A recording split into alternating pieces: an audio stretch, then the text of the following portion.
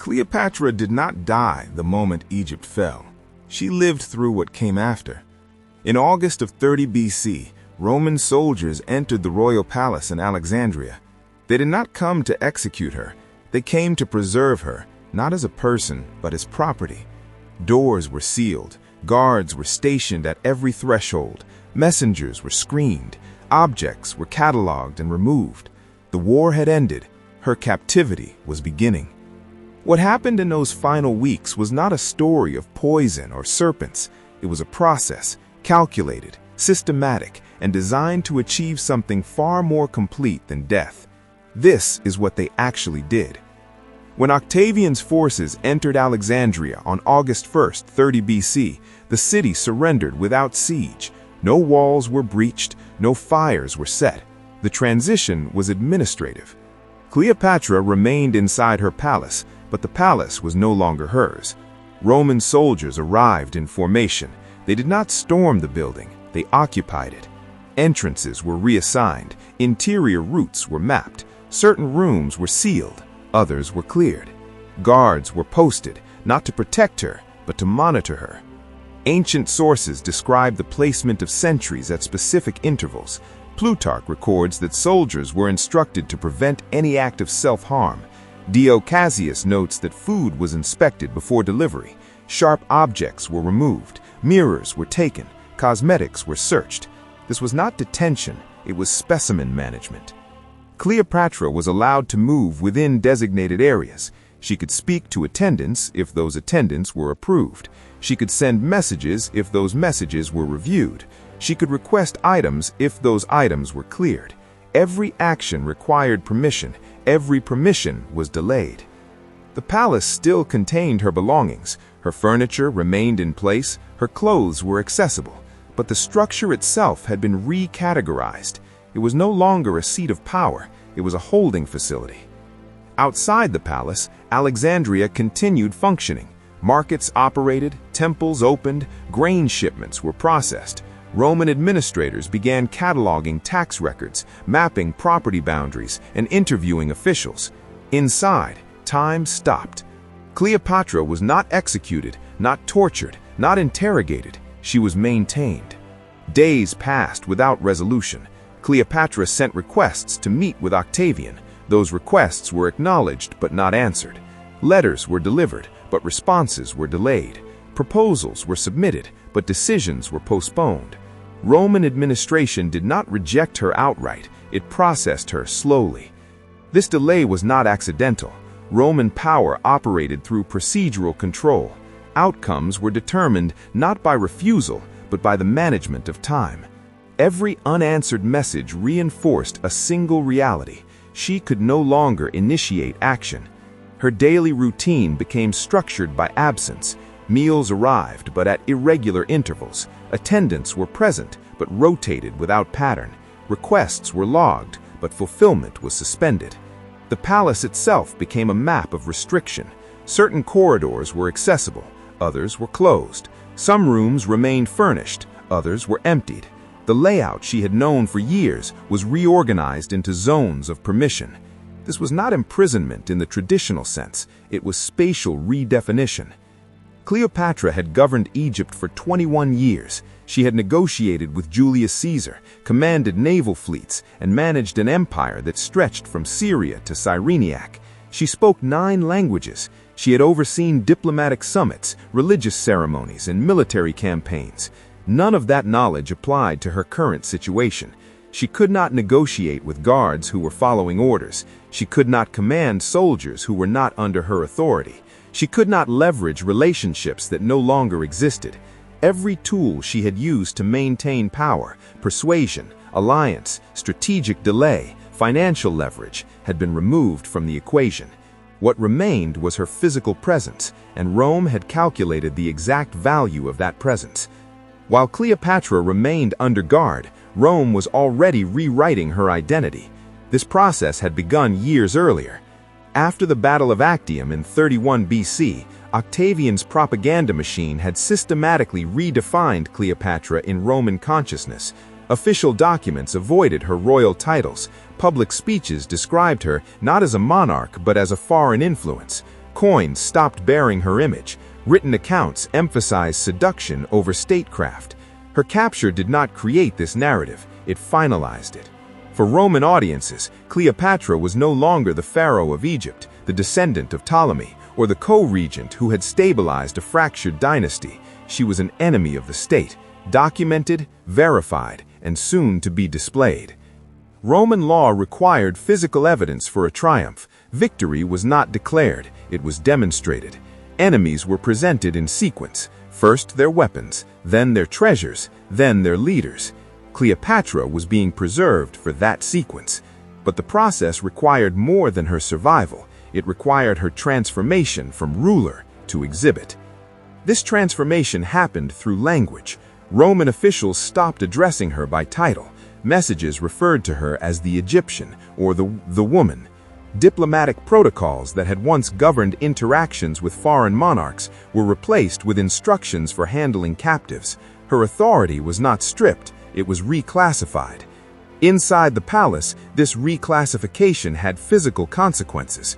Items associated with royal function were removed first. Seals were confiscated. Ceremonial objects were removed. Cataloged. Official correspondence was collected.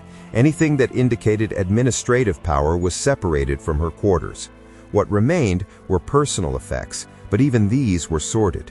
Jewelry was inventoried. Cosmetics were examined. Clothing was inspected.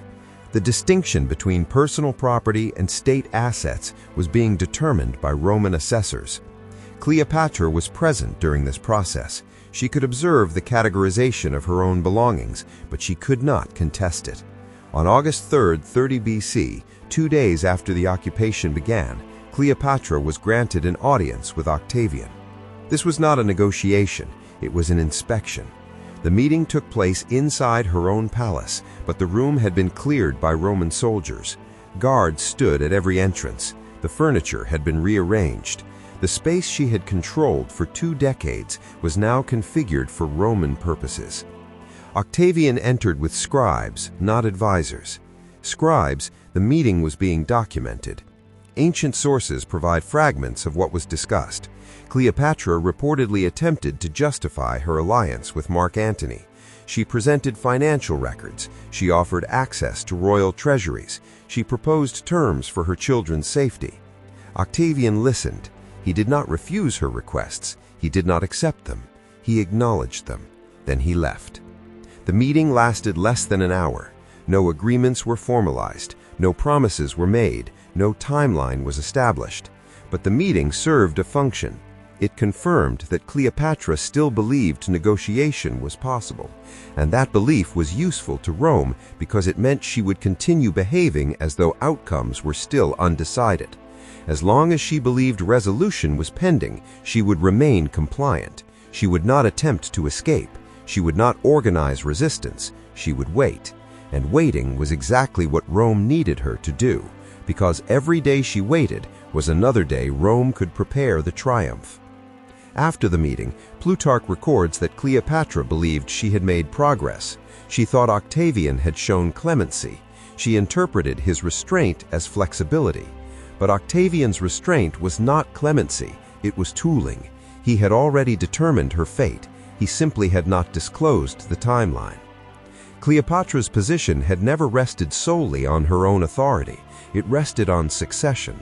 Her eldest son, Caesarion, publicly acknowledged as the biological child of Julius Caesar, represented a problem Rome could not parade. His existence complicated Octavian's narrative. If Julius Caesar had a legitimate heir, Octavian's claim to Caesar's legacy became disputable. A living son with royal and Roman lineage created a potential rallying point for opposition. Caesarion was 17 years old in 30 BC. He was sent away from Alexandria before the city fell, evacuated south toward the Red Sea with instructions to reach India if necessary, but he was recalled. Sources conflict on whether he returned voluntarily or was intercepted. What is certain, he was executed shortly after. The method is not recorded in detail. The decision was Octavian's. Advisor Arius is quoted by Plutarch. Too many Caesars is not good. Caesarion was removed from the equation. The other children were not. Cleopatra had 3 younger children with Mark Antony: Alexander Helios, age 10, Cleopatra Selene, age 10, and Ptolemy Philadelphia, age 6. They were taken into Roman custody alive, not as prisoners in the traditional sense. They were reassigned. Roman practice did not automatically execute the children of defeated enemies, it absorbed them. They were transported to Rome, placed in households, and raised under Roman supervision. Cleopatra Selene would later be married to Juba II, the Roman-appointed king of Mauritania.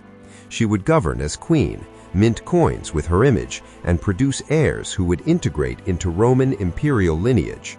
But that future was not presented to Cleopatra as reassurance, it was presented as removal. Her children would survive, but not as Egyptians, not as Ptolemies, not as heirs to her dynasty. They would continue as Roman assets. For Cleopatra, this clarified the terms of her situation.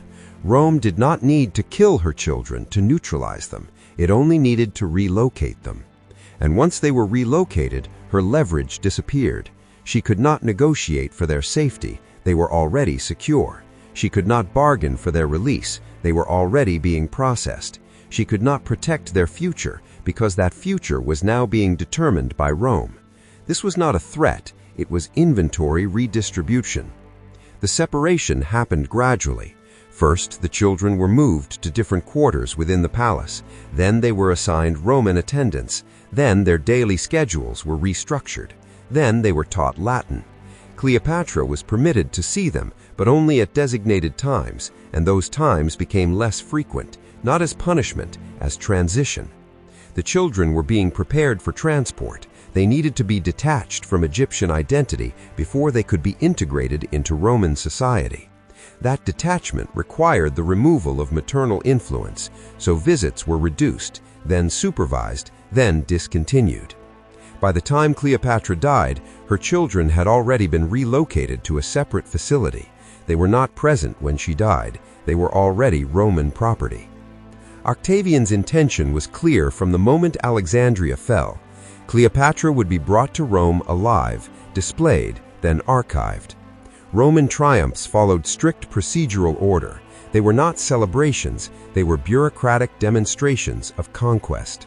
Every element was catalogued, every participant had a designated position. The sequence was rigid.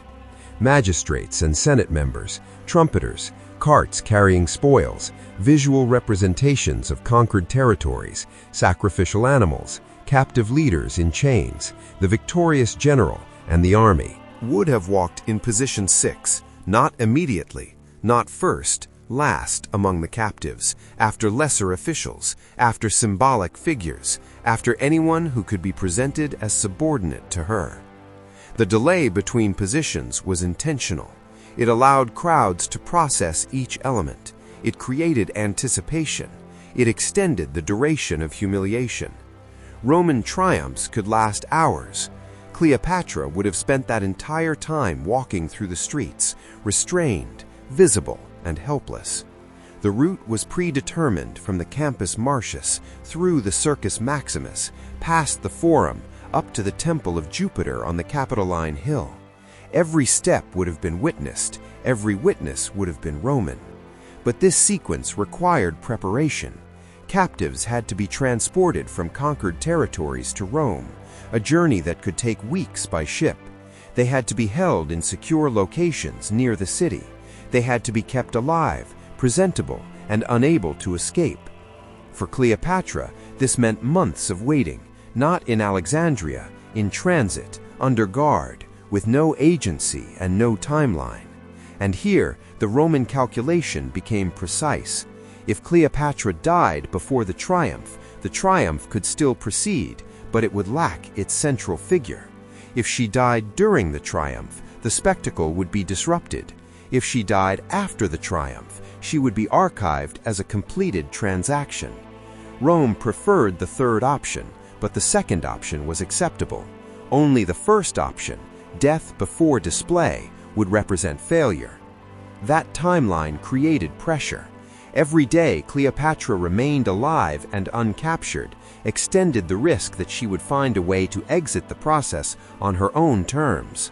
and Octavian knew she was calculating the same timeline, so he accelerated the preparation. Ships were commissioned, transport schedules were drafted, holding facilities in Rome were inspected. The triumph was tentatively scheduled for the following year, but Cleopatra was not informed of these preparations.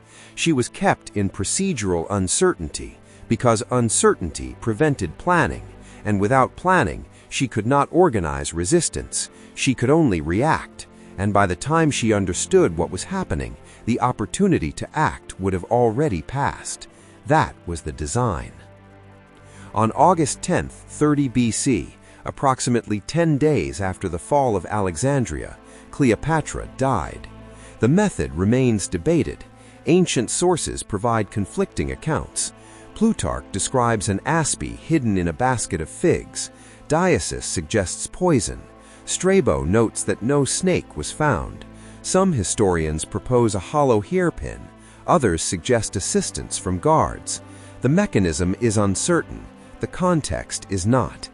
Cleopatra died before she could be transported to Rome, and Rome's response to that death reveals what her captivity had actually been designed to achieve. When informed of her death, Octavian did not change the triumph schedule. He adjusted the presentation. On August 13, 29 BC, nearly 1 year after Cleopatra's death, Octavian celebrated his triple triumph in Rome. The first triumph honored his victories in Illyrium. The second honored Actium. The third honored the conquest of Egypt. For the Egyptian triumph, Cleopatra appeared not in person, as an image. Plutarch records that a large effigy of Cleopatra was carried through the streets, depicting her on a couch with an asp attached. The representation was sufficient. Roman law did not require the actual body of a defeated enemy, only verifiable evidence of their defeat. The effigy provided that evidence, and it carried additional advantages. Her living Cleopatra could have displayed resistance. She could have refused to walk. She could have spoken to the crowd. She could have created a moment of unpredictability. A representation could not. It was controllable, predictable, and repeatable. But the effigy was not displayed alone. Beside it, Cleopatra's 3 surviving children were paraded through the streets.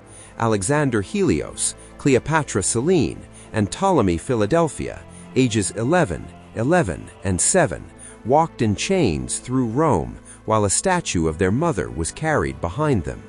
They were not harmed, they were evidence that Egypt was not merely conquered, it was absorbed. And this absorption did not require Cleopatra's cooperation, it only required her absence. The crowds who witnessed the triumph saw a carefully constructed narrative. The effigy showed Cleopatra in death, defeated, dramatic, contained. The children showed Egypt's future, Roman, manageable, integrated. Together, they communicated a single message. The Ptolemaic dynasty was over, not destroyed, concluded. After the triumph, the children were reassigned. They were placed in the household of Octavia, Octavian's sister and Mark Antony's former wife. They were raised in Rome. They were educated in Latin. They were integrated into Roman social structures. Cleopatra Selene was later married to Juba II, a client king educated in Rome and installed as ruler of Mauritania. She became queen, minted coins, commissioned buildings, and governed a kingdom. But she did not govern Egypt. She did not restore the Ptolemaic dynasty. She did not reclaim her mother's throne. Her survival was real. Her inheritance was not. The 2 sons, Alexander Helios and Ptolemy Philadelphia, disappeared from historical records. No dates of death are recorded. No marriages are mentioned. No positions are noted. They were absorbed into Roman society and erased from royal lineage. This was the final consequence of Cleopatra's captivity, not her death, the redirection of her legacy. Rome did not need to erase Cleopatra from history. It needed to control which version of her survived, and it did. For 2,000 years, the dominant image of Cleopatra was not the multilingual diplomat who stabilized a collapsing dynasty.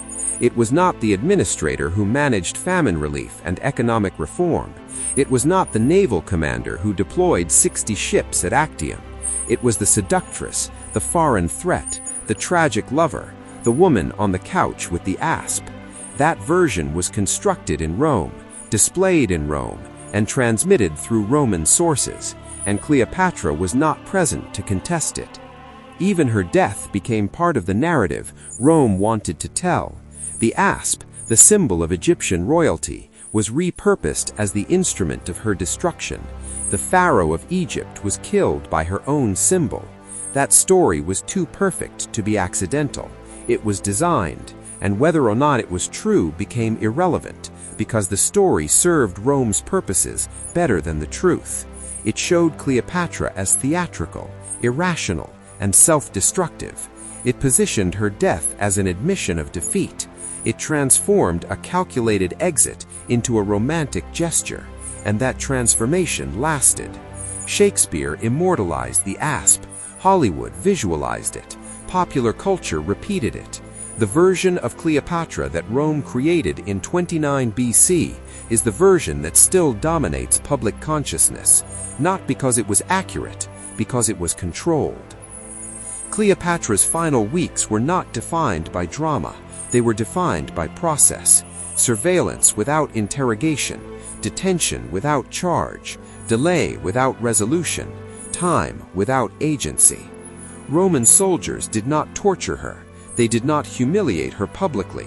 They did not force confessions. They simply removed her ability to determine outcomes. And once that ability was removed, her physical presence became optional. She could die and a triumph would proceed. She could live and the triumph would proceed. The outcome was identical. That realization was the mechanism, not the poison, not the snake, the understanding that survival and erasure could coexist. Cleopatra governed Egypt for 21 years. She outlasted sibling rivals, Roman civil wars, and political realignments. She negotiated with Julius Caesar, commanded Mark Antony's fleet, and stabilized an empire that was fracturing at every border. But in her final days, she could not negotiate, command, or stabilize anything. She could only wait, and Rome had calculated exactly how long that waiting would last. Her children survived. Her dynasty did not. Her image endured. Her authority did not. She was preserved in history, but only in the version Rome chose to archive. That version was displayed in a triumph she never attended. It was recorded in sources she could not correct. It was transmitted through centuries she could not influence. The woman who spoke 9 languages had no voice in how she was remembered. The ruler who commanded fleets was